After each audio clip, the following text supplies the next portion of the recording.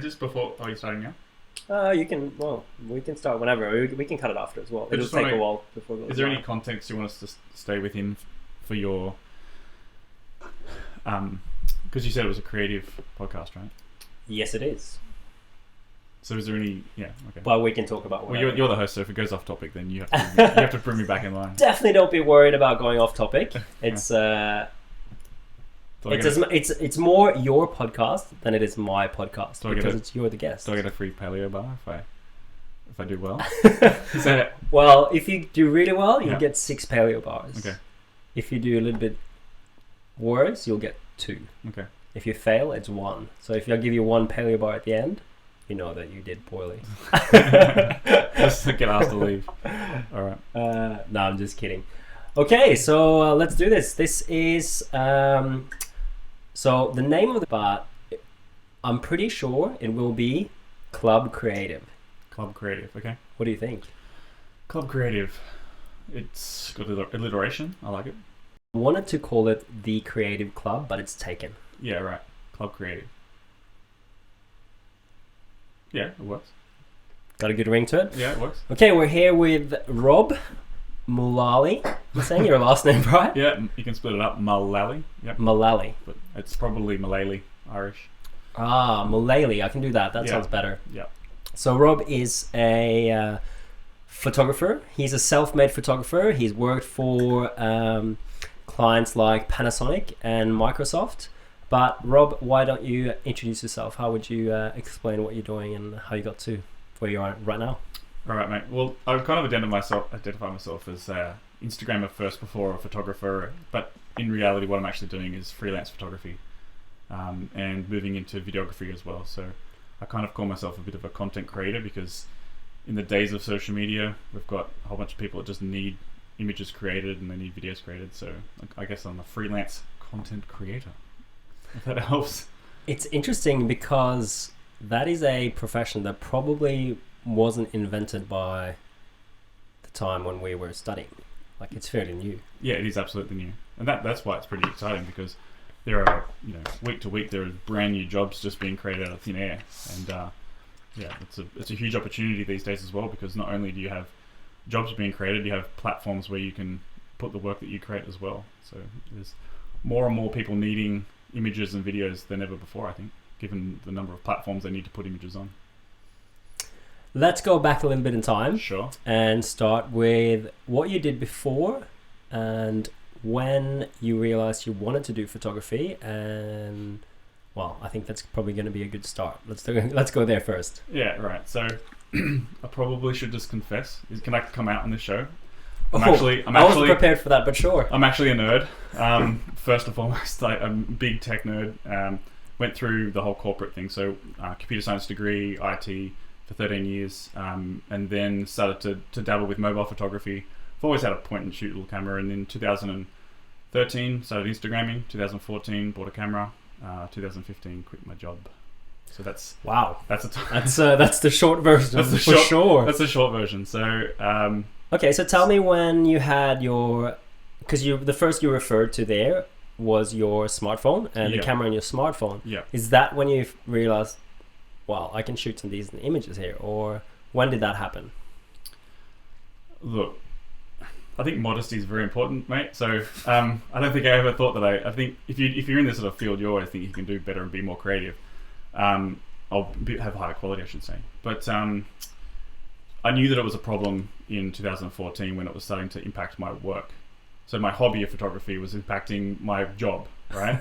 And that sort of started to concern me a little bit. So that's something that people might say like, oh, you're following your dreams or you're following your passion, but it wasn't. It was less dramatic than that. It was just something that interested me more than anything else. Does that make sense? So it was, absolutely. Yeah. So you were taking photos and you wanted to get better and better, and you loved the process of taking photos. I would just be thinking about it all the time. So I would see images. I want to know how they create that image. I want to try and create it myself. I would find myself out at ridiculous hours of the night or sunrises and sunsets with my phone, and then I'd be watching YouTube videos and I'd be finding like, oh, this is a cool thing you can do with your camera, and I'd running my phone on manual mode, buying ND filters, so things that you put on your on your phone, right? Standing next to ND filter for your phone. Yeah. So there's a bit of a funny story there, but there was a photo that I wanted to do which required like a long exposure, right? So like a 5 seconds, I think, was maximum my Nokia phone at the time could shoot. And I had a tripod, and I found a way of actually velcroing on a filter to the front. So I actually went to the camera store and said to the guy, yeah, I've heard this thing called an ND filter. I want to buy one. He's like, how small's your lens? Like, what size is the thread? I'm like, it's pretty small. He said, well, what size is it? You need to be able to screw it on. I went, look, I'll just give you your smallest one and I'll try it out, and if it doesn't fit, I'll come back and swap it out. So he gave me a 58mm thread variable ND filter, and I used to velcro it onto the front of my phone case to take 5-second long exposure photos on my phone. So I realized it was a bit of a problem when I was doing that. So. So you were pretty early with maximizing the camera on your phone. How did the photos turn out? I thought it was a 40 megapixel phone that used to shoot in RAW mode. Wow. Right. So I guess no one ever told me that a phone wasn't a camera, and I was too ignorant because I'm not trained in photography. I don't have any degree and everything to say that. Sensor size was irrelevant to me. It was more what can I get out of the device that I have without going and spending $4,000, $3,000, $2,000 on a camera. And the only reason that I actually transitioned from a phone to a camera was I started to learn about certain things that I wanted to compose in an image that I couldn't do with a phone. So compression using a zoom, or being able to control the aperture, because as you probably know, on a phone the aperture's fixed wide open. And so I couldn't do anything long exposure more than 5 seconds. So buying a camera for me was not necessarily about quality, even though that in hindsight it's important. It was more about the things that I couldn't create with the phone. So the limitations the phone had. Yeah. So because you try to work around that with a filter, for instance. Yeah. So I said to myself, you're not making money from photography. If you want to go and buy a camera, you need to justify it. And in my nerd brain, it was like, if you can find 5 things that you can't do on a phone that you can do with a camera, you're allowed to buy one. And that was it. Like, so I found 5 things that I couldn't do with my phone. And once I hit the 5 things, I went and bought a camera, because that's one of the benefits of having a full-time employment. You actually have money to buy things like cameras rather than... That changes pretty quick. Yeah, I found out at the hard way. Oh, tell me about those 5 things. So it's testing my memory a little bit, but so being able to control the aperture for sure, long exposure definitely, interchangeable lenses, so be able to get the effect of compression using a zoom lens. That was 4, and 5. Who knows what 5th one is? But well, back then it would have been plenty of points, I think. But so you went from a Nokia, what phone? Nokia phone? Yeah, I was shooting on the Nokia Lumia phones, the Windows phones. Oh, yep. So not many people were using those phones, fortunately for me. And you posted your photos on Instagram, and that was it in the beginning? Yeah, Instagram. And because everyone wants to be part of a community, and so for me, when I was first getting into Instagram, I was trying to find other places. So obviously, the device you shoot with is something you want to be part of. If you have an iPhone, you kind of want to be part of the iPhone photography world. And if you had a Nokia, there was a great Nokia community that I found that I could be part of. The guys in Finland were just excited to have people using their products and would help push my photos out through their blogs and oh wow, yeah. Okay. So I remember back when I was first starting out, when I first stumbled across this marketing team in Finland, PR team, sorry. I actually got to know them, and I still am friends with them on Facebook now, Joel, and since they got acquired by Microsoft and things, that they all dispersed and they're all over different places now. But meeting those guys and them liking my images that I was shooting on their product, they would feature me on the Nokia blog, and I would pick up 700 Instagram followers overnight just from being on the Nokia blog, because back then the Nokia blog was huge. Yeah. So, just funny story, that a common friend that we have, we were away at the Whitsundays with those guys, and we were making a joke about me wanting to go viral. And is this Holland? Hey, no. Oh, no. Holland was there. Okay. Yeah.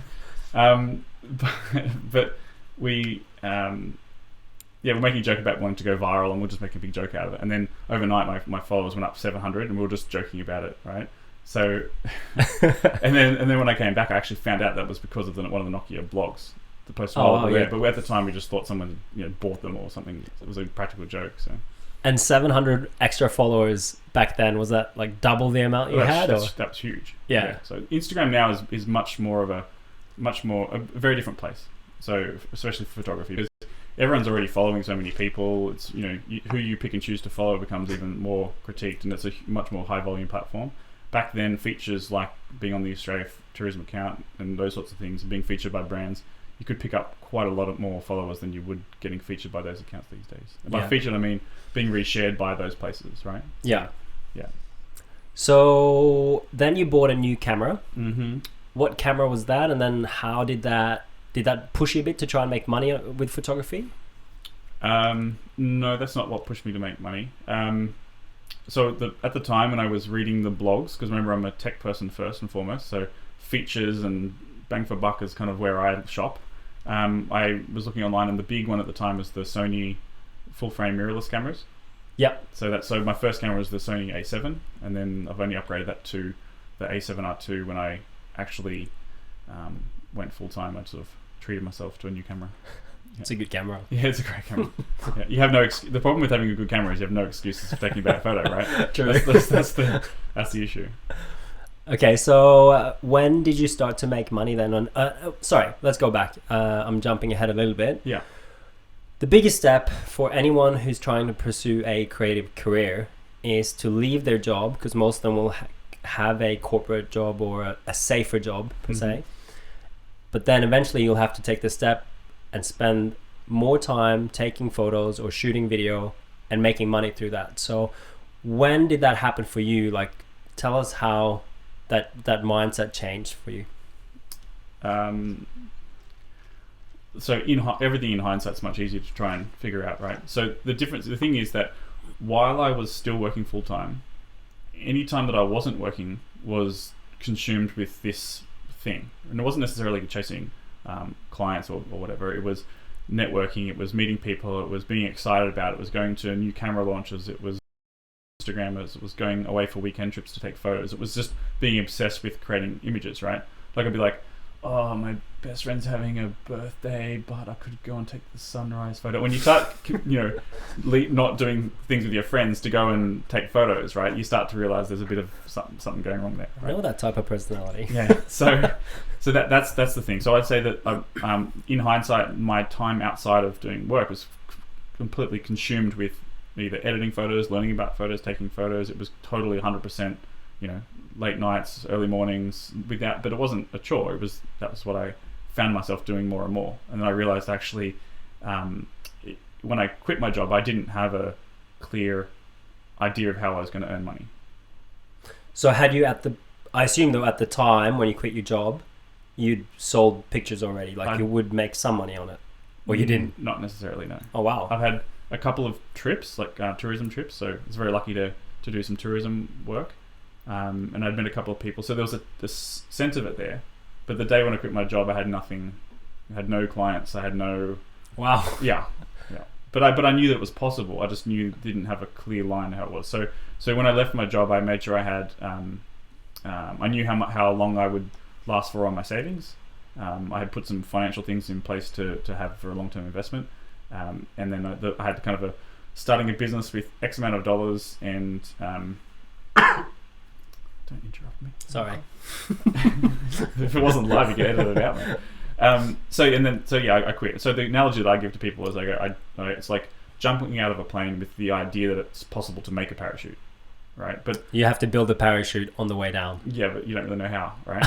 So it's pretty much that's how it is, right? Yeah. But because of social media, because of Instagram, because of the small number of people that knew that I was doing it, and because of the 12 months before obsessed with it, meeting people, meeting brands, just helping out, shooting different products, then I think that's what's helped me in the last year.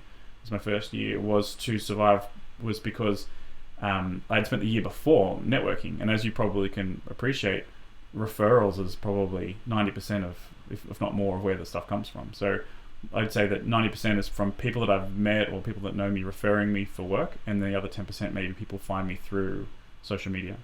Okay. So yeah. So I think that's one of the benefits I've always had, and one of the things that gave me confidence was that I have never needed to use it, but I do have a social media platform, and you get a little bit of confidence from that going out there. So yeah, because you do have a strong following on social media. Yeah. A lot of photography enthusiasts. Yeah. So and the other thing is that before I quit my job, also I looked at what was out there. I looked at the images. I'd seen, heard of stock photography. I heard of all the different things going on, and I was pretty realistic as where I fit into the scheme of what my stuff was worth and how good the quality was, etc. But I was able to, before I quit, I looked around and I'd spoken to as many photographers as I knew who made money from photography. So I would just be obsessed with meeting people through Twitter or Facebook or online, and I would basically, I was just obsessed creatively with what they created, but also what their business model was for their photography.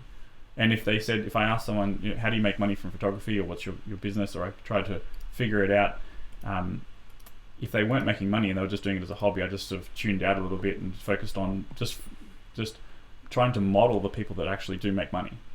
And that's kind of where I've still am now. So still learning how different photographers make money, and then looking at where I'm at and looking at which areas of those interest me to go into as well. And so some people make all their photography through just prints, fine art prints, and that's a fantastic way. You can make a lot of money doing that. Other people making quite a lot of money through stock photography.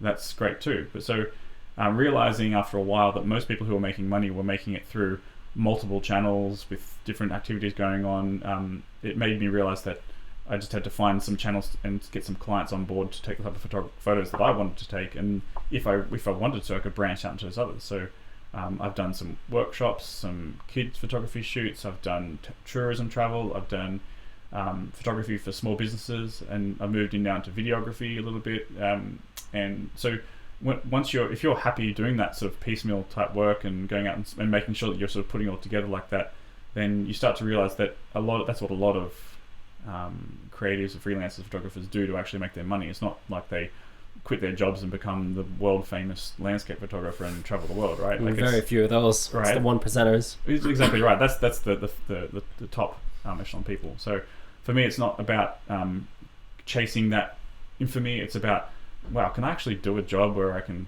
like have my own business and create stuff that people want to buy and do that and sustain that, and even, you know, in the future have a family that runs off that too. So the people that I admire the most in photography are the ones that are shooting what they want, when they want, and making a living from it, like a proper living from it. Right? So that's who I look for as admiration, just as much as I look at what they create.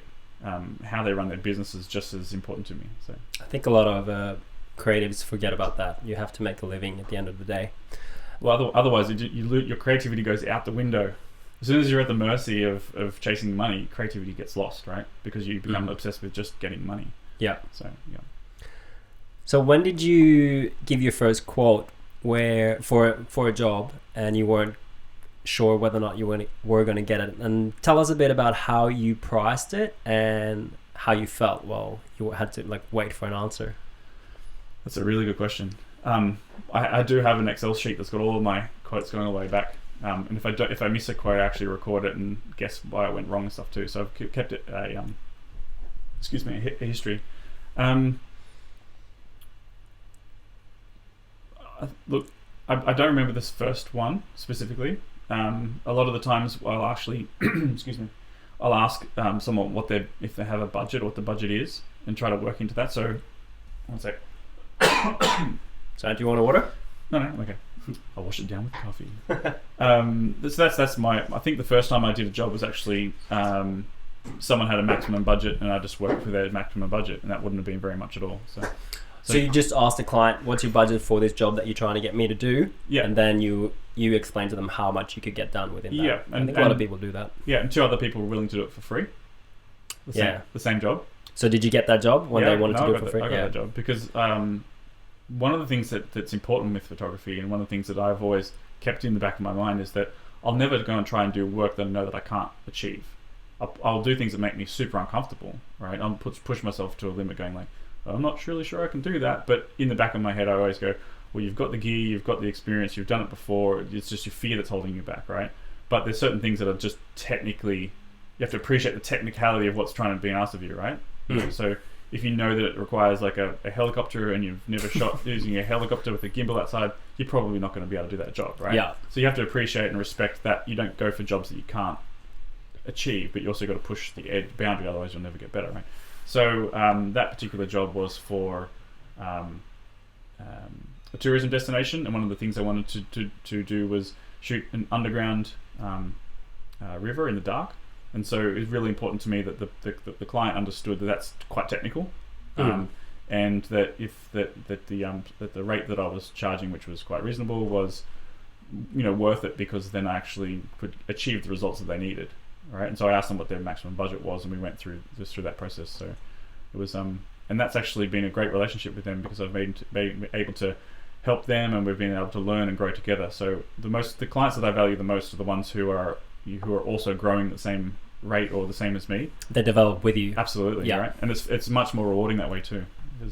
Because one of the best things that I've found about photography is that not only do you, if you enjoy the photos that you're taking, the client really likes what you've created for them, right? And then they pay you for that. That to me is just the most ridiculous thing in the world, right? When was the last time in a corporate job you gave your report to your boss and he turned around and went, "That's the best report I've seen. I'm going to give you a raise." Like it doesn't. But the reward of being able to create something for someone that you enjoyed creating and then really appreciating it and liking it, and that's something that I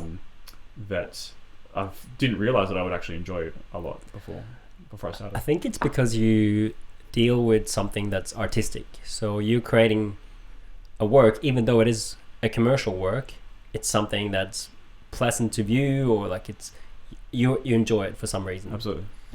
And that is the main reason why creative work is so much fun. Try again later. Oh, we're not sure what that was.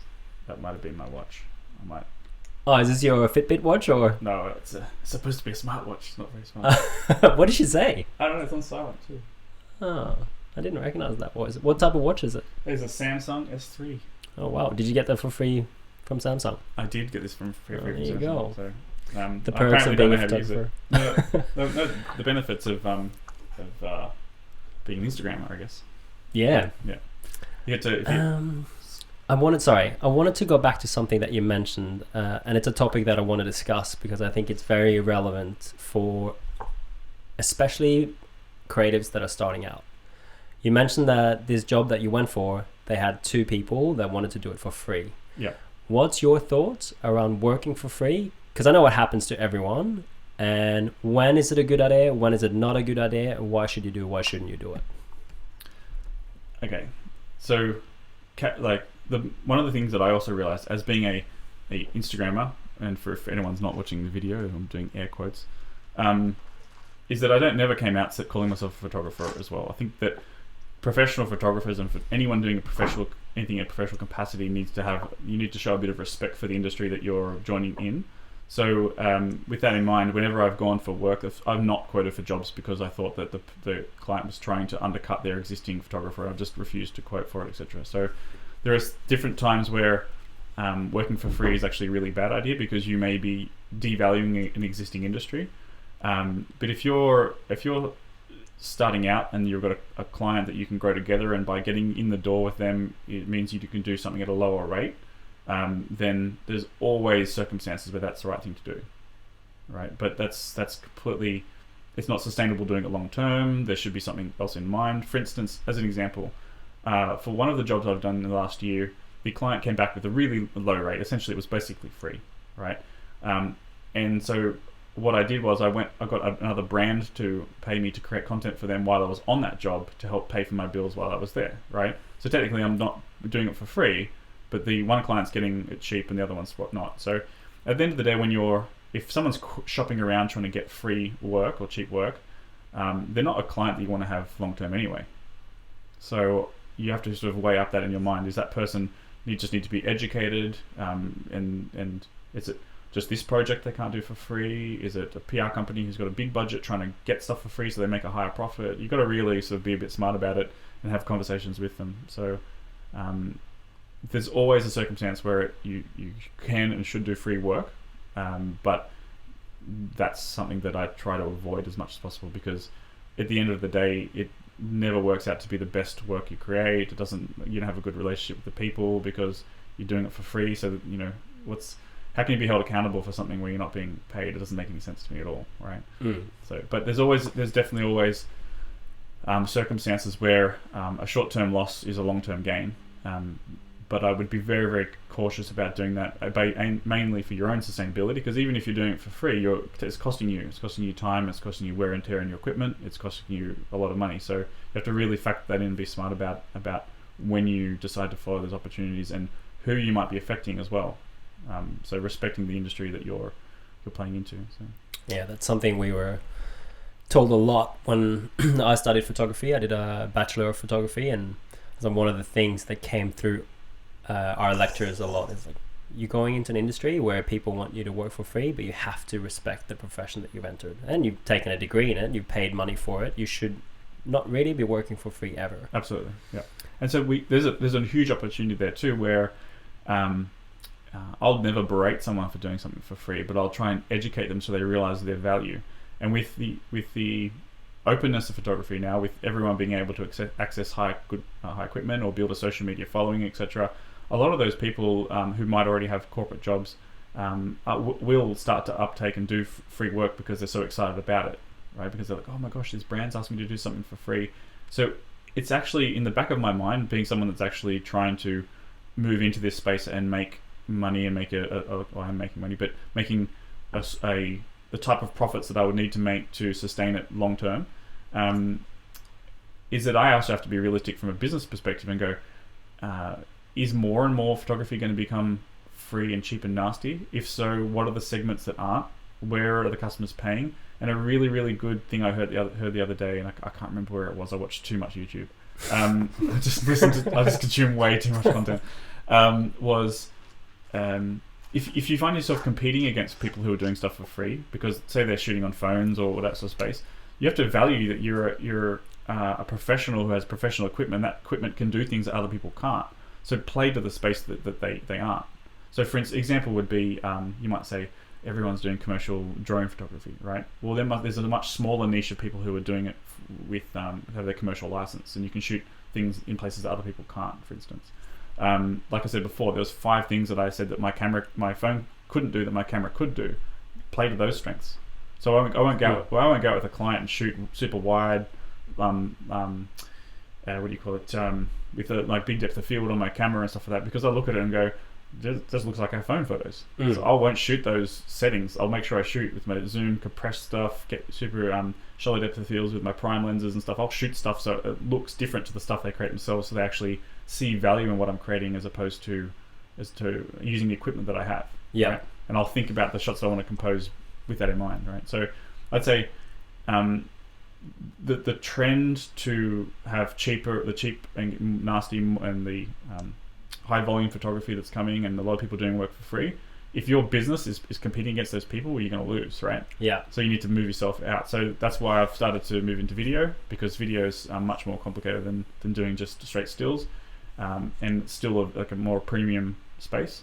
So I'm not going to have my business relying solely on something that's it's having the rug pulled out from underneath it. Does that make sense? Yeah. So you basically want to target areas in the industry where it's not as easy to achieve the results that you can with a point and shoot smartphone. Right. So one of the things that I moved into as soon as I fell in love with like speed lights, so using remote lights with photography, right?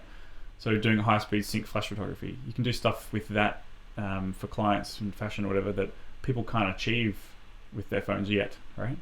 So thinking about things like that is where I would I don't think you're going to be able to stop the trend of free photos being made and taken and cheap people, because I think that sort of dam's burst, so to speak. I think you just need to choose, where you position your business, where you focus your energy is not competing against that. Yeah. So with that in mind, was that the reason why you bought a drone? I used to tell people that me not having a drone was evidence that I have self-control. I've always wanted to have one. But I look at it again from a compositional perspective. I got a 360 camera, and I got for the same reason, because at the end of the day, when you're doing photography and you're doing, say, tourism work, or you're doing anything, you want to be able to create the best results for the clients. And I was on a job to the Philippines, and I didn't have a drone at the time. Some of the drone photos just over the islands and everything were just something you couldn't achieve with standing on the ground, right? And so as soon as there's photos that I can't compose that I want to compose, so photography before videography, that means that that's something missing from my bag or toolkit. Yeah. Right. Especially if that could become a commercial entity as well. So for now, I bought the Mavic Pro. I think you've got one too. Right? Yes. Right. Sean has been so kind to let me use it whenever I want. So I basically got that just to have it, just to go through the workflow of having it, just so if I'm out shooting with my cameras and I go, when's the appropriate time to use a drone, like get used to it, so that later on down the line, if I choose to upgrade that or move into it more commercially, I have it as a it's not a jarring moment in workflow, because as you can appreciate, there's a few times where you go like, when's the right weather, when's the right thing to do I have filters for it? There's a process of learning. So with the Mavic, it was a perfect opportunity. It's so cool. It's the most fun. How much fun is it? So much fun. It's absolutely insane. You almost don't have to shoot anything. It's still just fun, right? But then trying to figure out again, same with the camera, what you pointed out, what's interesting, what can you create with it, and you can't do that without having it. Does that make sense? So yeah, I got a drone because I thought besides being awesome and fun, the Mavic is so small, it fits perfectly, it fits in the bag, and basically the spot where one lens goes. There's just so many reasons that but the main reason is because there's certain images that I couldn't create without it. I think that's a good point, because one of the things I have been thinking of lately, shooting with the Mavic, is that the with it were so fresh and new, and we hadn't really seen a lot of that, but now it's already getting saturated. And I've only had the Mavic for 3 months, and now when I watch back on the footage that I've been shooting, I'm like, everyone's done this shot before. Like, it's the reveal shot, it's the backdrop, like it's becoming older so quickly, which is scary to me, because it's still a cool shot, but you just see it if you go on Instagram or you go on your Facebook, there's like always something there with that shot that's been shot with a drone. Well, I appreciate that. That's the whole creative dilemma a lot of the time, right? But one of the things that always has motivated me was to try and create something that, even in an area where it's already saturated, creating something that's fresh, right? So the great thing about drones is a flying tripod, right? You can put it anywhere. You can take it to somewhere where there's been 100 years of photography taken, and put the drone in a spot, physical 3D dimensional space, where no one physically has ever been able to stand before and take a photo, right? And there are still hundreds of locations, thousands, the whole world, right? A lot of stuff's been done in cities, or except for all the areas where it's illegal to fly the drone. Absolutely. Please review the CASA website, casa.com/drone, I think, or RPA, whatever it is. Yeah. No, the drone, that's the issue, right? Yeah. You gotta take a creative photo that's legal. That's the hard one. No, but what I'm saying to you is that I could probably, without trying too hard, try to think of quite a few different shots that aren't necessarily interesting because they're a drone shot, but they're interesting because they're a composition or an angle or a perspective of a place that you've never seen before. So recently I was actually shooting a client using a drone, and I actually put the drone below the cliff line and was shooting up towards the cliff, right? And so by doing that, I was actually able to use the cliff to block out the city behind where they were standing, so they look like they're in the middle of nowhere, right? Oh yeah, but more out in nature, I right? guess. Yeah. So I was able to use the drone for that reason, as opposed to, so you're like, where's this amazing cliff? And you go, oh, it's Coco. You know what I mean? Like you can be really creative with the drone more so. And I think that I haven't done many commercial applications with the drone videography wise, but again, I think one of the tendencies with drone photography is you become so fixated with the cinematography of it, right? But you forget that videos is about storytelling, which you are really good at doing, Kim. So you know more about that than a lot of people. But then you can overdo the drone shots, right? So if you're doing a video, it doesn't make sense. You don't watch a Lord of the Rings, right? Is probably shot, if you went and checked out, probably budget wise, it's probably maybe 20% of the shots are helicopter shots over the mountains. Yeah. It's quite a lot of it. It's actually quite annoying how much of it is. But you don't... When you start thinking about it, right, it is annoying. But yeah, right. But most of the stuff's shot on the ground, and then you put it together and you use a combination of different shots, different lenses, different stuff, and then you have a couple of helicopter flyovers and stuff. And I think with drones, the tendency, because it's so new and so fresh, a lot of people just go like all-in drone, right? But an all-in drone video is it's just a cinematography of a drone video, and there's only certain tips and only certain things that you can do with that keep people entertained and watching, which flows into the whole element of social media these days and attention span, and how long people are willing to watch and pay,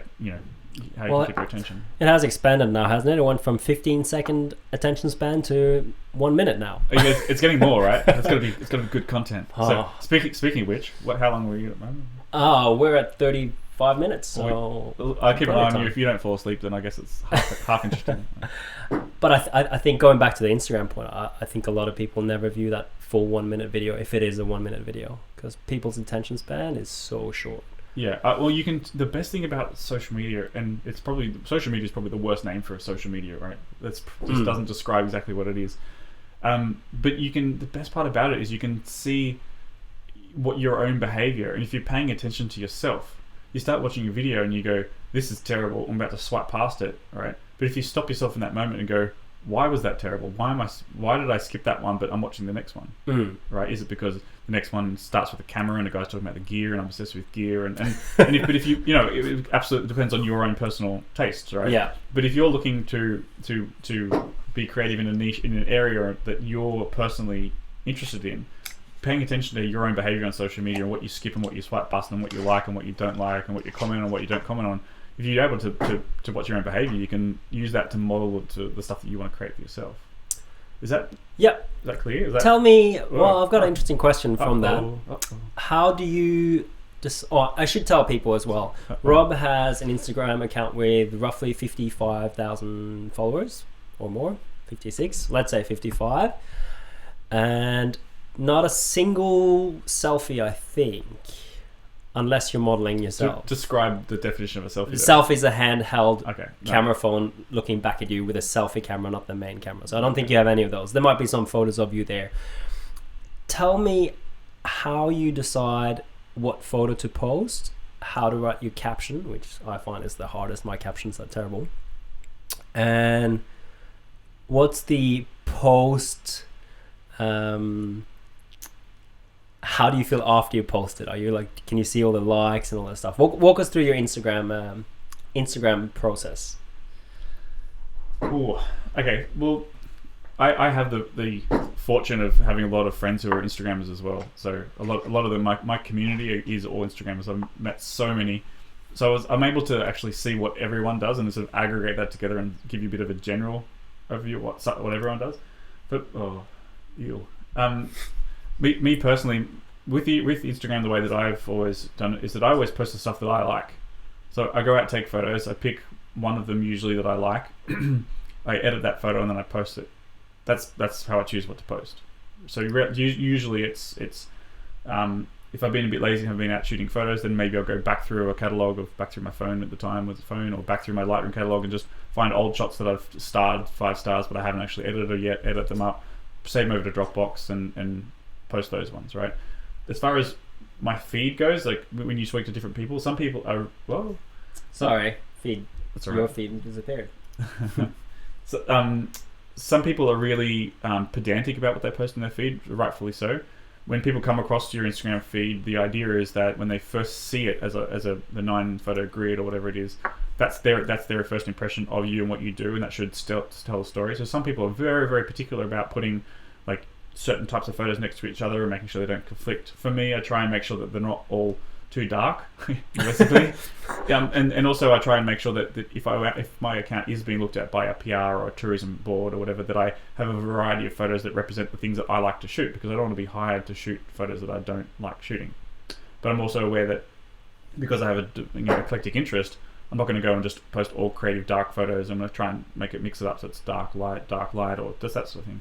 Some people are other people have very particular things. They won't post a photo with a person next to a photo. Some people do video photo. Everyone has their own rules for posting. Mine's pretty liberal. Like I don't have strict rules like that. So as far as choosing a photo, I choose one that usually I think that I would stop to look at. Right. So choosing a photo, picking your photo, cropping your photo, and editing a photo is probably the most important thing in photography, even if it's not for Instagram, right? Like being able to pick a photo that you like and that you think is going to do well on social media, usually it's got to have something that's attention grabbing or standing out. When I first started on my phone, I was doing this ridiculous over HDR filter. Yeah, right? That's terrible. Yeah, it was terrible, right? But at the time, I was loving it, right? And every time I did it, people would go, "Whoa, it's crazy, it's good," and I loved it at the time too, right? So it was authentically me doing it for that. Kim's upgrading his chair. This chair is making so much noise. Hopefully they won't pick it up.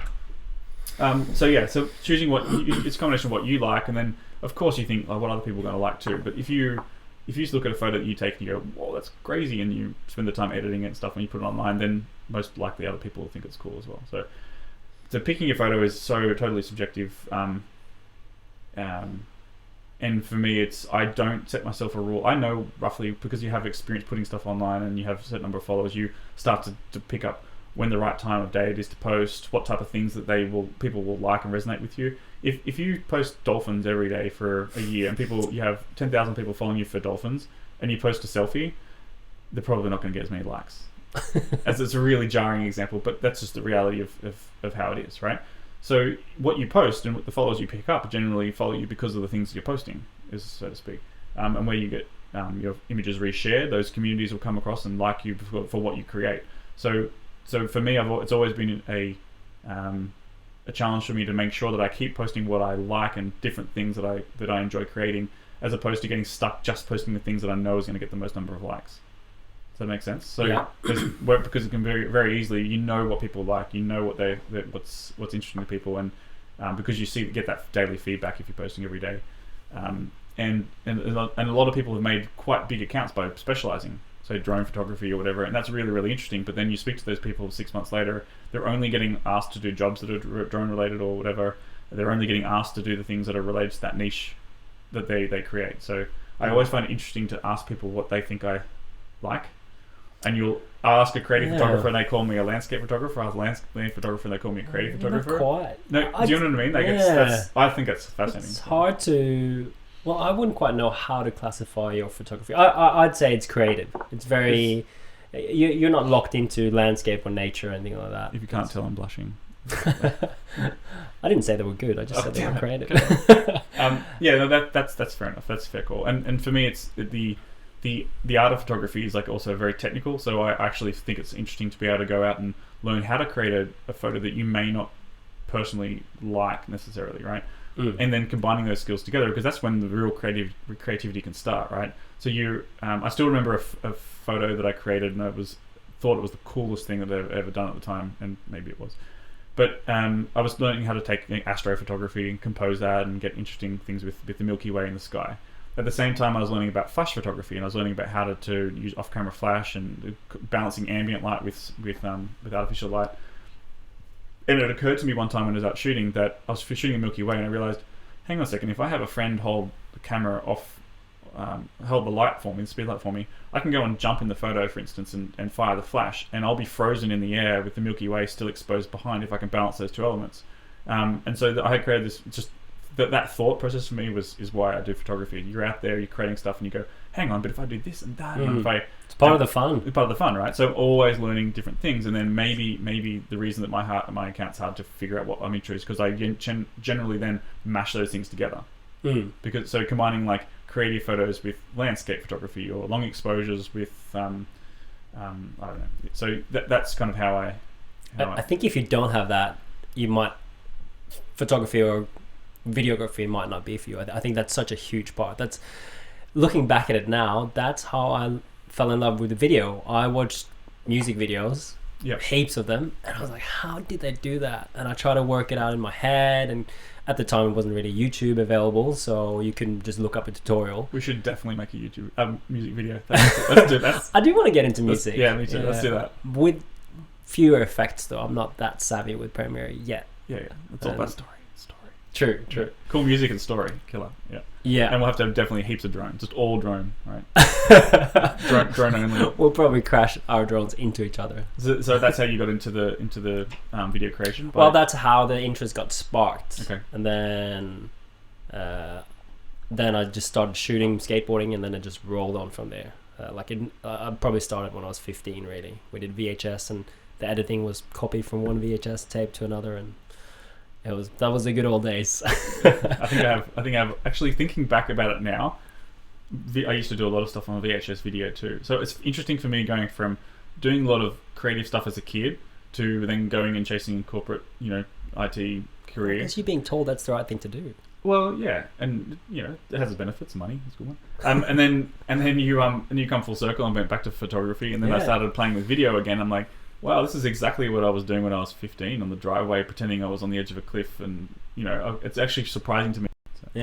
So paying attention to the things you used to do as a kid, obsessed with it as a kid, I think is like super important, because that's probably give you a clue as to what you really like. Yeah, what you actually enjoy doing. Right, when you wake up and go, I just want to do that. It may not be the most profitable thing to do, but you wake up and you want to do it, and then trying to figure out how to make the thing that you enjoy doing into a business is like that's fun, right? The grown-up part of it. That's the fun. That's the fun part, right? That's where you go. Okay, brain, you just quit your job. Now it's time to figure out how to make money from photography. I think you're a little bit different in that aspect to a lot of other creators because I think a lot of people are scared of that part.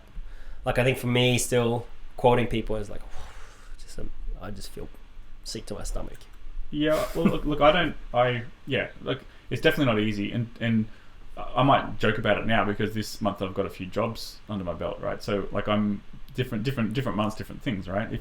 I think freelance, the part of freelance you have to live with is that like fear of anxiety of not having work in the future or questioning what you're doing is the right thing and should you get a job. I think that's part of it until you get that flow, right? So now I'm in my second year. I definitely feel way more comfortable than I did the first 3 months, right? So doing it.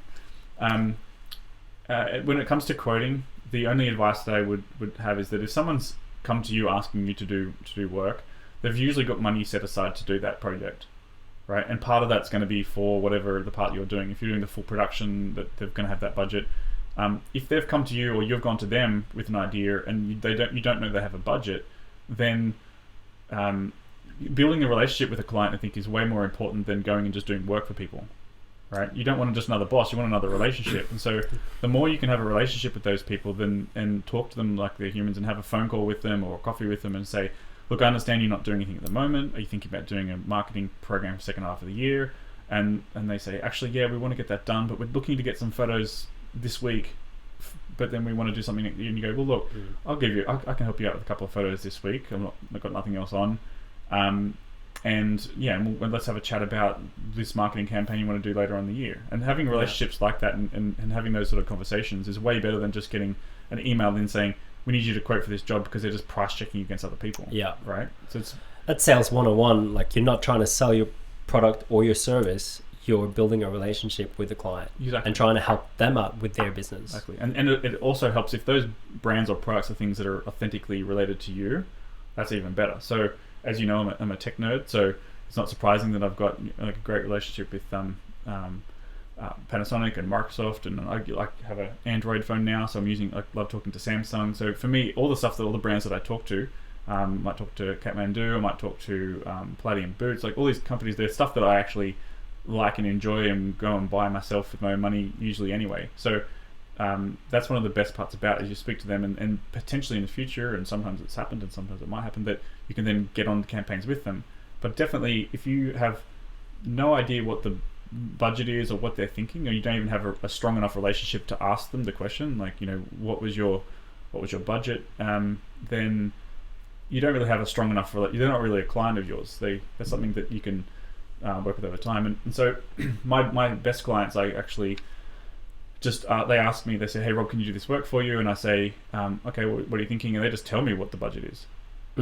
Right? And then we don't have to go back and forth negotiating because they're a good client. They just sort of go, here, this is the money we have available, can you do it? Are you available? Let's do it. And I think that you should be trying to build up those type of relationships as opposed to just having, you know, I think it's very different though if you're doing, say, wedding photography or videography, because then it's definitely have a solid rate card and make sure you're charging out the right things to the right people, and if you get emails in, responding back with your rates and just making that process easier. Yeah.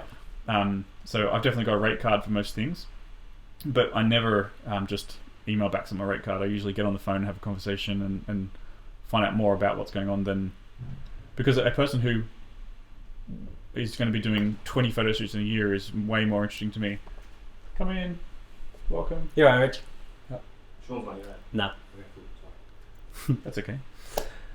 So if you speak to someone, you might think at first, oh, they're just trying to lowball getting a cheap job done, and then you find out they're going to be doing 20 photo shoots in a year. And if someone who's a small business starting up, 20 guaranteed jobs in a year is super. It's helpful, right? So yeah, how you think about it. But I definitely think if you're not able to have a conversation with the client like they're a friend and say to them, what are you thinking? Like, what ideas you got coming up? What money is? Then that's the sort of things you should be trying to build on the side while you do the scary quoting, which is just the blind emails back and forth. Yeah. Right. But whenever possible, jump on the phone and speak to them. Right. All right. I wanted to switch topic and talk about something that you probably enjoy. Not that you didn't enjoy our previous 45 minutes or 50 minutes.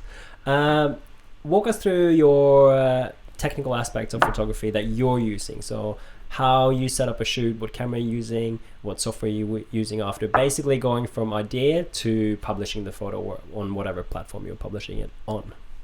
Okay, well, so we're talking about shooting for myself, not for a client? Yes. Okay, cool. There's two types of things. One, I might have a technical idea and just need to go and find a place to do it. And the other option is I'm just out shooting and I come up with something while I'm there and I, excuse me, one second, where I can, sometimes I go out and use the place where I am to be inspired for a photo. Sometimes I go out looking for a specific photo. So it's a combination of the two, right? But if I was to take one in my head at the moment, specific, it's Milky Way season at the moment. So a lot of the things in my head are consumed about Milky Way shots, right? So you have to know the time of day. Then there's a couple of spots that I've been to before during the day where I think that would make a really good, interesting composition for nighttime, right? So that's kind of the things that I would think about.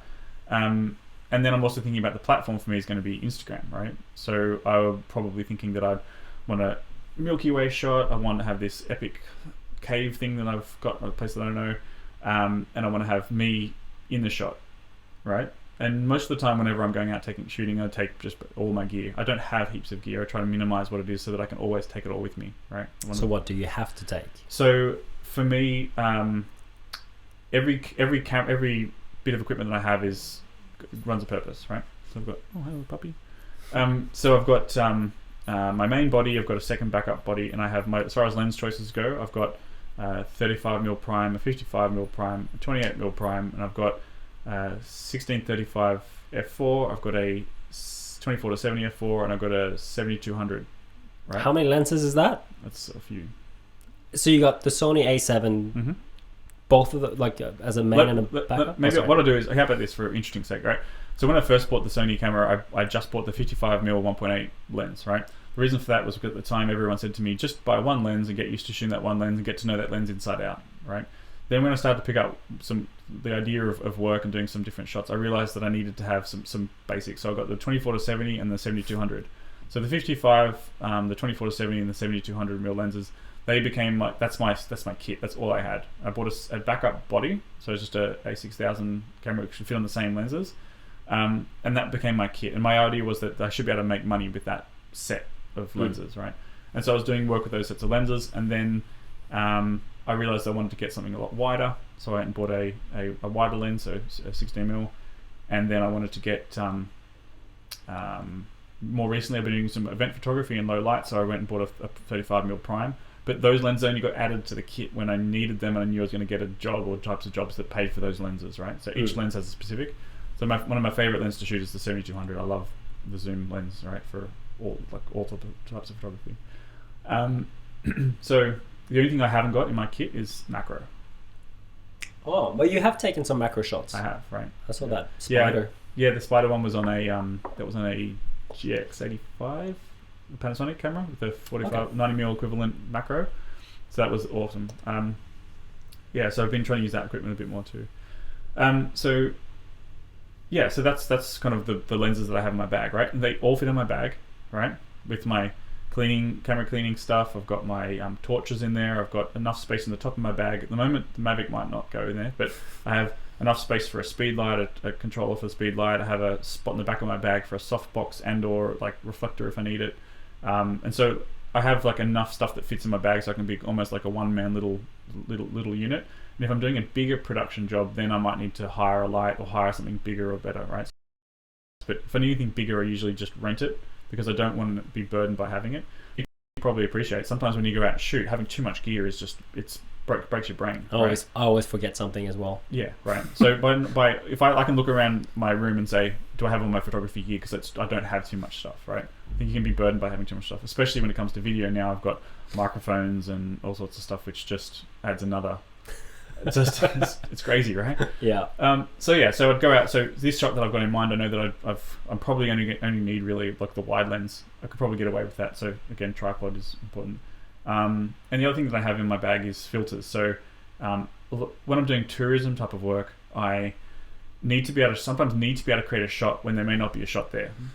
right? So you get taken to a place, say, and it's the middle of the day, and you get to go and make a photo, and not only do you have to make a photo, but then that photo probably gets published on your Instagram feed, right?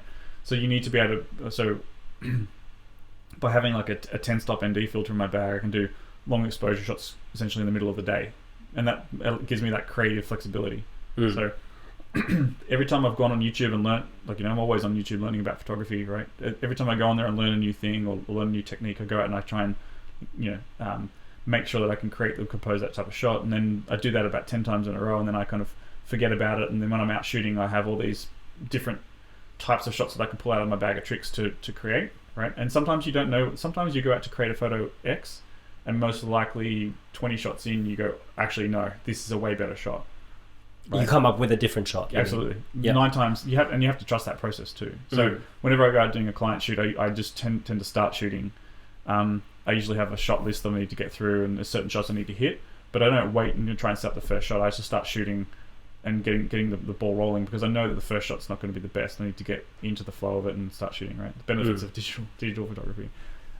So this Milky Way, the one that you asked about, it's something that I've got in mind. I know that I can kind of visualize that shot, and I can go out and I know the spot, I know the sort of time of day, I know roughly what lens I'm going to need, I know what, maybe I need a countdown timer or just some sort of wireless trigger. Probably use a flash to light me up in a couple of shots, so I can have the option of having that in or out of the shot when I edit it. And I'd say that that's where I'm at now, sort of 2 years in of having my camera. But that's very rare that I go out and plan a shot to that extent. Sometimes I'll just say, okay, I'm going to go away this weekend with friends, we're going to go to this epic spot, I'll bring all my stuff with me, and we'll just see what we create. And that's probably the 90% of the stuff I shoot is like that. You just going somewhere, go make sure you're there for sunrise or sunset or whatever the requirements are, and just being out with people shooting.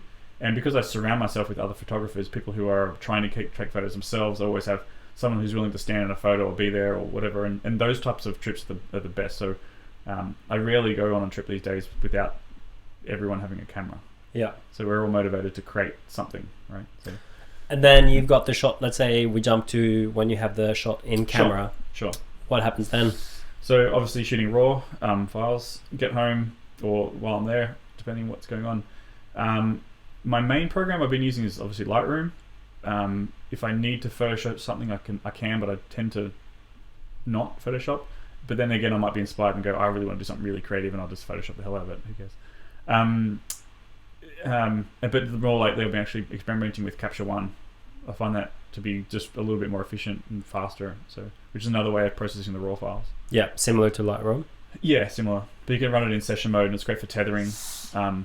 It seems to be less resource intensive on the laptop. It seems to be faster to go through and just rate your photos. So what I tend to do is I go out and shoot, and I'll have all the photos, and I'll have, let's say I've shot, it's heaps, but let's say I've shot 50 shots, right? And I've got no time pressure. I can take as long as I like to edit it. I'll go through and actually star all the photos, and I just go through, that's a great shot, cool shot, not sure, that one's okay, maybe I can recover it with a crop, and just that one's blurry, delete that, and I go through and just vet my own photos first, and then I pick one I'm going to edit, and then I edit that photo and push it to a Dropbox folder, and then on my phone I go to the Dropbox folder, download the file, edit a little bit more on Instagram, and then post it online. Right? You edit it in Instagram?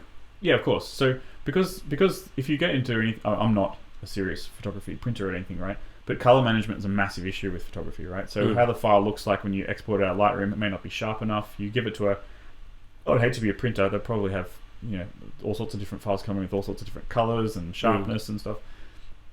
So because the phone is the final place where my photos are going to get shown on Instagram, for instance, I'll always look at the photo and go, wow, it looks really sharp on my computer, but it looks really soft now that I've downloaded it to Instagram. So before I post to Instagram, 99% of the time I have to add structure, or sharpening to the photos, maybe desaturate a little bit, or add saturation, or bring out the shadows. So there's always a fine-tuning adjustment I do before I push it onto Instagram to make sure that it looks the way that it kind of did back on the computer, because they're not color managed between the two, right?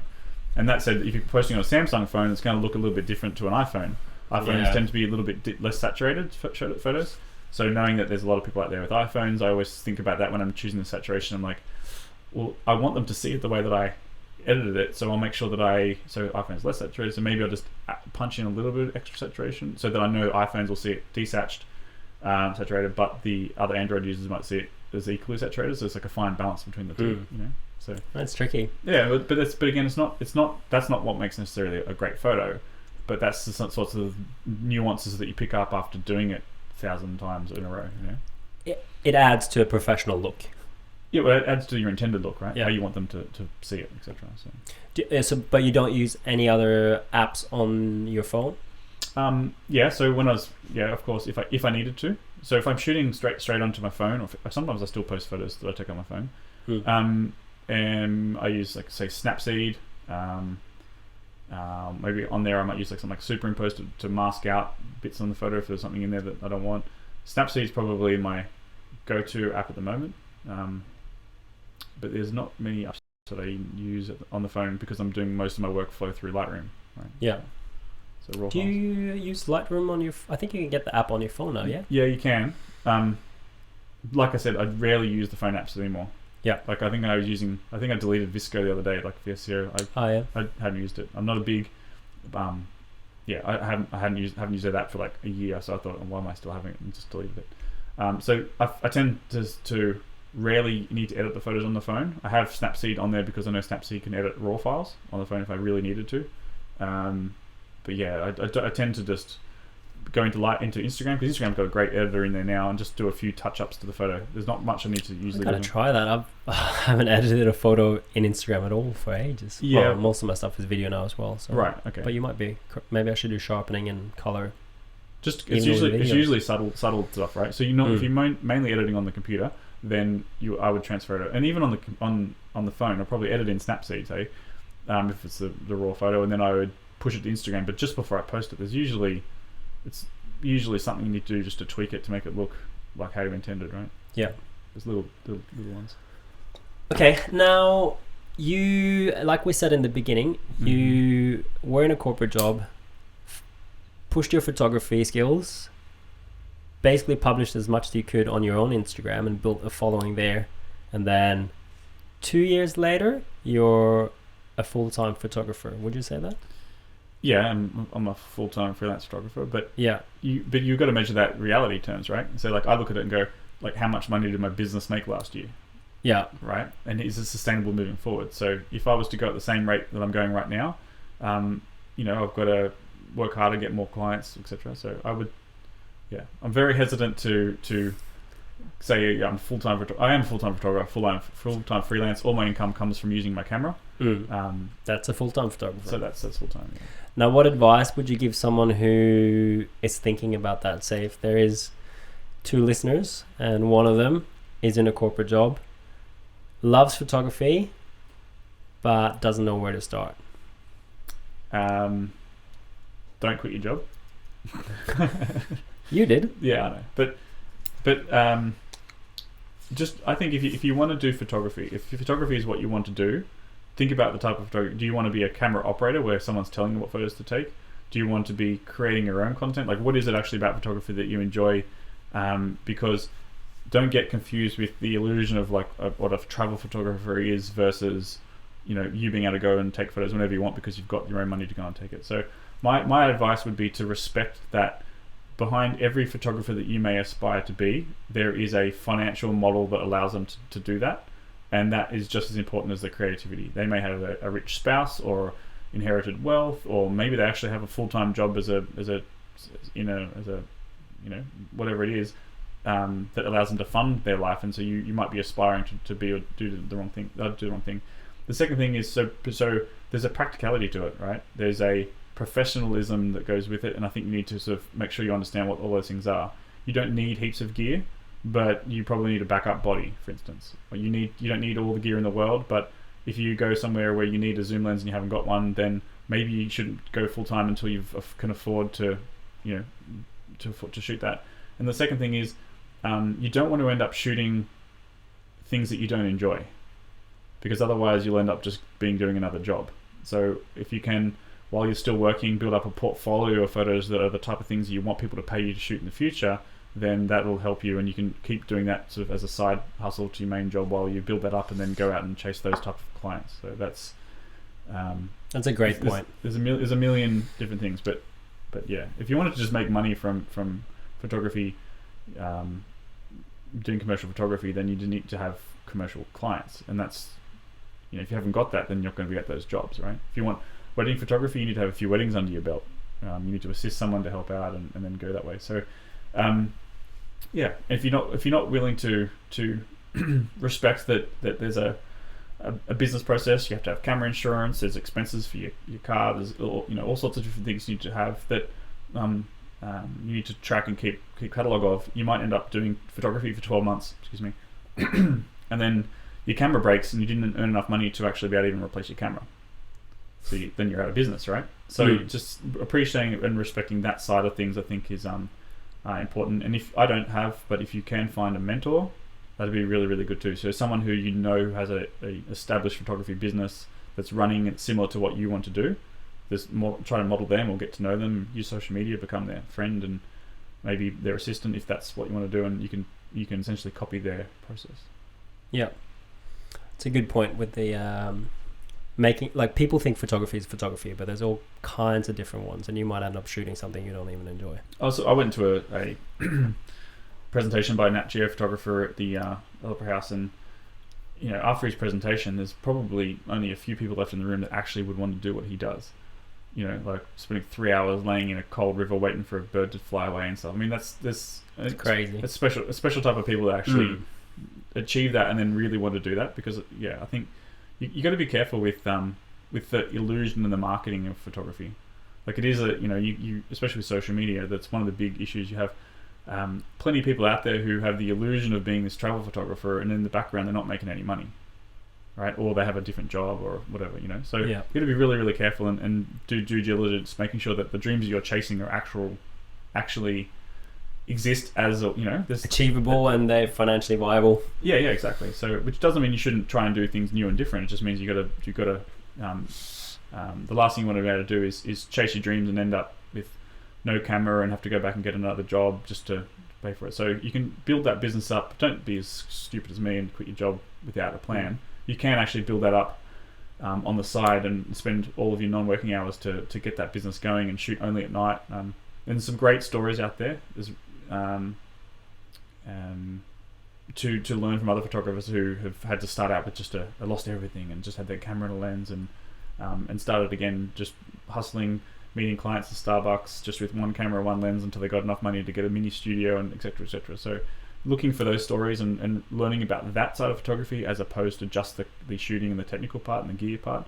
I think that healthy balance between the two is what will allow you to start to see. Like I said, I knew that it was possible to build a parachute. Right? When I jumped out of the plane, I knew that I could because I'd spoken to enough and learned enough about it, but I didn't really understand the nuance of it until I was free falling. Jumped into it. Yeah. And another point as well, there's nothing wrong with keeping photography as your hobby. Absolutely. I am the best photographer in the in kind of the functional fitness world where I'm still involved in. Probably the best photographer we have in the country who does that type of photography. He's a barrister. So he works full time, and when he's in court, he obviously is not shooting. But when he's shooting, his photos are amazing. So there's nothing wrong by keeping it on the side. Absolutely not. And honestly, sometimes that if you want to be traveling the world taking photos, right, you might quit your job and then it might take you 4 or 5 years to build up enough money to go back traveling around the world. But if you have a full-time job, especially in Australia, you've got your 4 weeks a year, you've got all your income, you can buy all the gear you want, go wherever you want for 4 weeks, and then spend the rest of the year posting those 4 weeks worth of photos, and it'll look like you're a travel photographer. Right? So, but it's a trick. All right, last segment of the podcast. Yeah. You feel free to answer as short or as long as you want. Short. We'll call this segment Last Words. Uh-oh. So, when's the last time you had an awkward or embarrassing moment shooting out in public? If you've ever had one. On a job or just in general? Anything. Okay. Well, I'm not going to talk about it on a job because that would be unprofessional. But I may or may not have not had an SD card in my camera. Let's not talk about that one. I think it does something very similar. Yeah. I've got SD cards now taped all over my gear. I've got tape over my phone. Anyway. Anyway, look, I think it's really, really important actually. If people aren't looking at you like you're weird, you're probably not doing anything creative. Right? So if I was worried about people looking at me strange or funny or whatever, then half the photos I have wouldn't exist.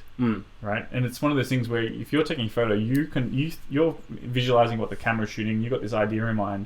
Everyone else is looking at you going, why is that guy throwing rocks into a puddle, setting up a speed light? You know what I mean? So I remember that recently I was down at near Freshwater Beach, and the rock pool's there, and I had this photo in mind that I wanted to do. Was pulling a glass orb out of the water, right? And I wanted the water coming up under the glass orb, and my idea was that I was going to Photoshop a person in an underwater photo that I'd already taken on Norfolk Island into the glass ball, right? That was my thoughts, right? It's a combination between things that I'd sort of seen online, but then I had this idea of taking that idea and then putting my own twist onto it, right? So of course, troubleshooting, the light that I took with me died. It was supposed to be waterproof and it just wasn't, apparently.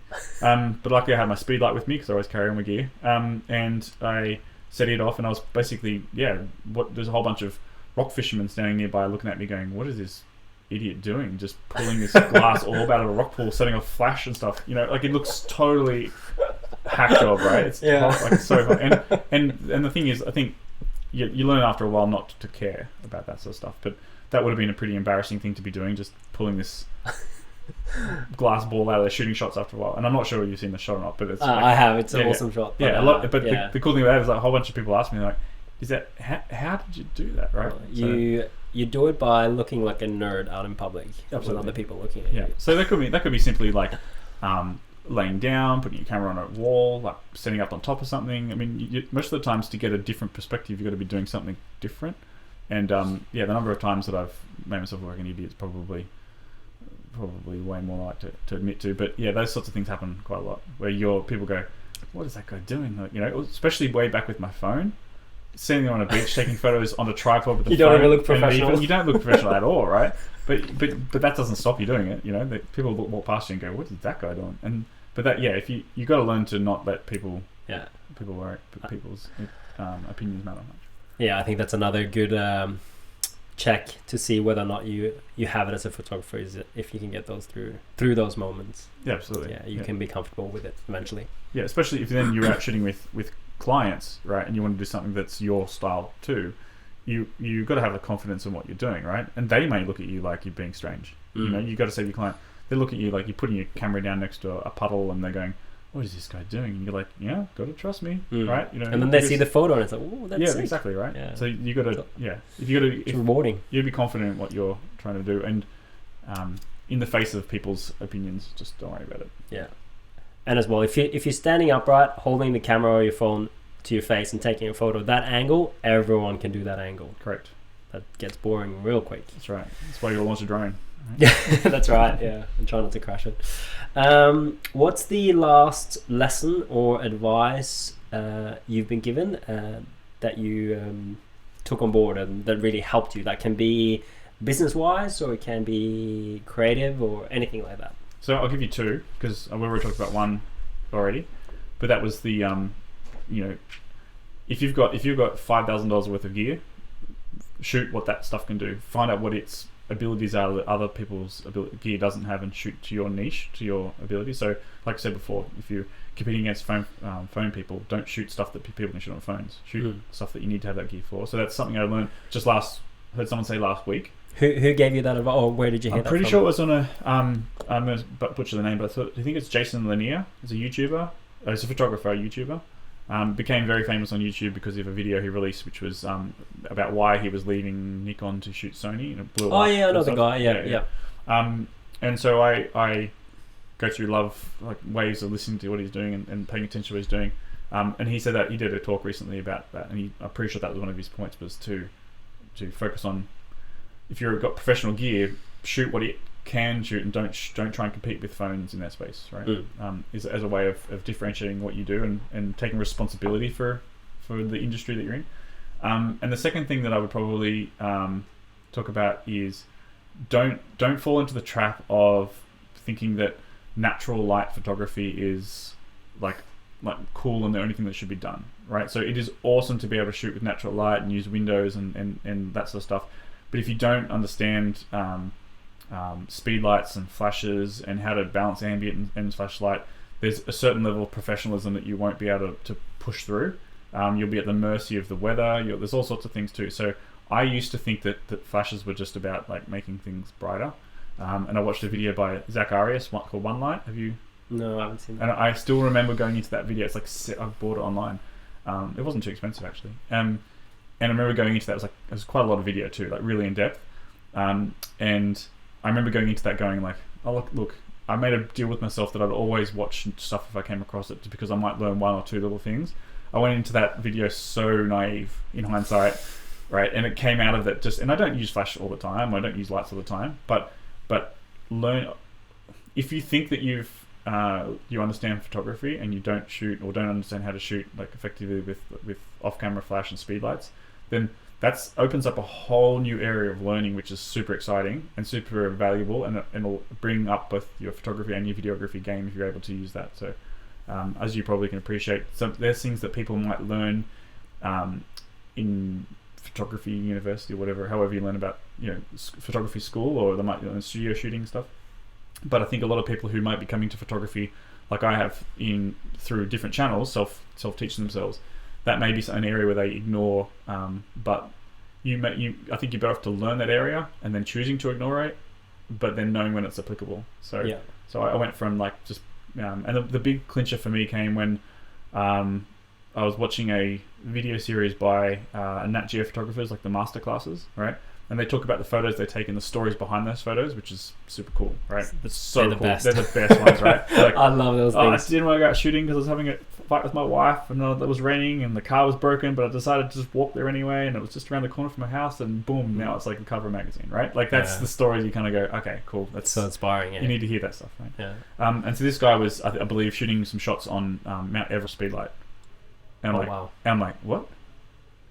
It doesn't make sense. Why? Yeah. Right? And then I saw the shot and I understood why, and I'm like, I maybe I could do that. I don't know. And that made me open up the door for me to go and learn that. And then the Zach Arias One Light video series, I'm not sure if you've seen it or not. I haven't seen that one. Unreal. Like, just uses one speed light basically, or one point of light, and exposes the general, someone like myself to probably what you learn in school, right? But the way he teaches it, and you basically, just understanding there's a whole nother exposure triangle out there when it comes to using lights and stuff. Like that's almost like a maybe an area that I think a lot of people maybe choose to ignore, but because but I think it can really adds a huge level of professionalism to what you're trying to create. I think going back to the point you said previously as well, sometimes you have to create a shot that's not there, and using external light can help you a long way. Yeah, and if people notice that you've used the light, you've probably done it wrong. Yeah. Right? Like that's the thing. There's probably photos out there where you're like, whoa, that was like natural light, and you're like, nah, it wasn't. But yeah, you're right, absolutely. Having the and not only that, being able to use it for creativity is super important too. So some of that wall, pulling the ball out of a water shot was only possible because I used it was possible because I was able to balance the ambient light from the sunset with the speed light freezing the water as I pulled the ball out of the water, So that's only possible because of that one random Nat Geo video I watched that inspired me to buy and watch the Zach Arias video, which made me then go and buy at least one flash. And because I had the job for the Philippines, I bought the second two flashes. I mean, you know what I mean? Like it's so funny how you get those creative results. Right. It's a long line of things happening. Yeah, absolutely. And a lot of failures too. So. Yeah. I know all about those. Yeah. What's the last movie or song or TV show or anything like that inspired you? That's a tough one. These are sorts of questions you probably should give me beforehand. It's not as fun. I want it to be challenging. Well, TV show I don't really watch TV shows, but I watched that Westworld one. I haven't seen that one. Yeah, that sounds epic. Yeah, that was pretty cool.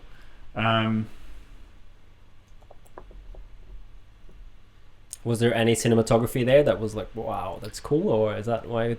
No, not necessarily. It's just because it reminds me of it's just because it matches tech. So you're talking about movies that inspire me visually. Yeah, you know how we might not think about it all the time, but I think for anyone who's creative and have a creative outlet, a lot of our inspiration comes from what we watch and what we consume, and not just Instagram and all that stuff, but videos as well. Like I'll think about angles and shots and and editing as well that I've seen in movies, and I'm like, that is so good. And not that I can replicate it all, but that's where my style is coming from. It definitely affects how you watch movies, doesn't it? Mm. Yeah. I even have a bit of a joke, like when I'm watching a movie with a fellow photographer, like I just hold up my hands and make the clicking the photo, because the cinematography they make is so perfect. Everything's like, I want to take that. Look, unfortunately, I'm just having a mental blank. I can't think of anything right now.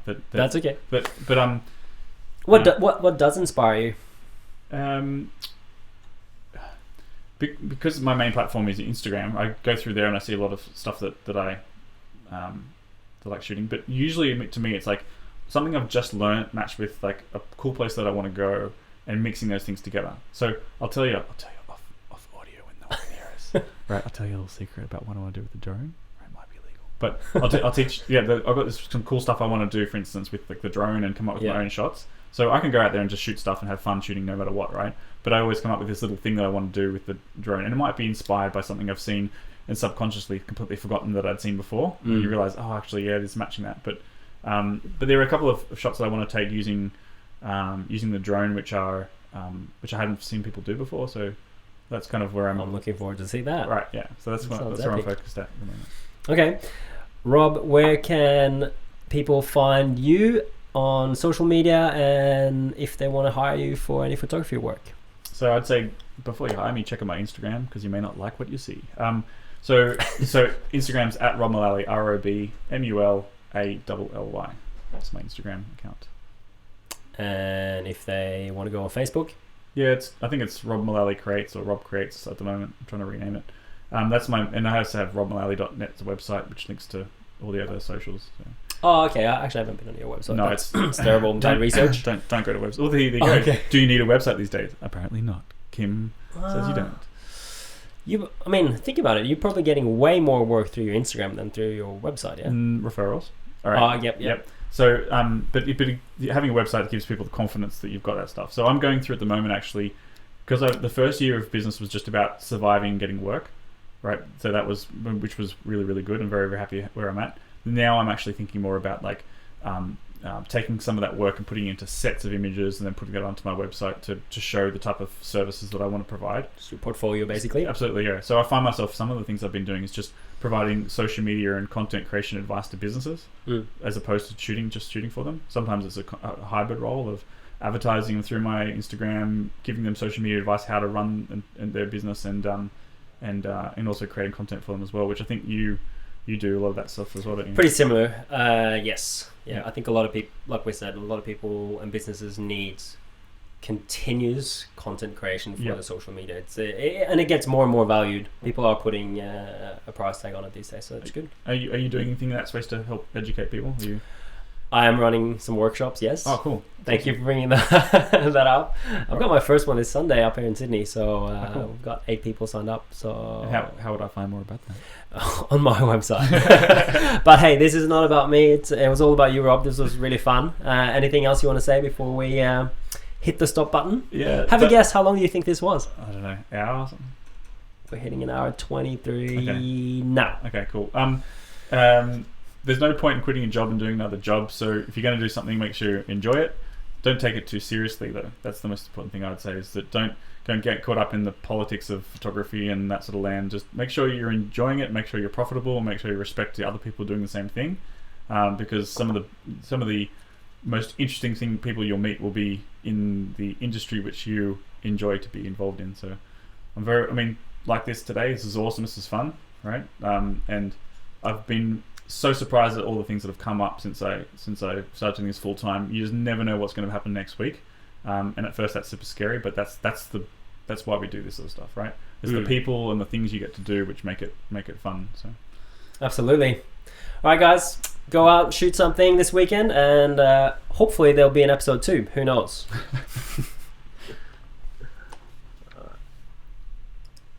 You forgot to put up the sign. I don't use that sign.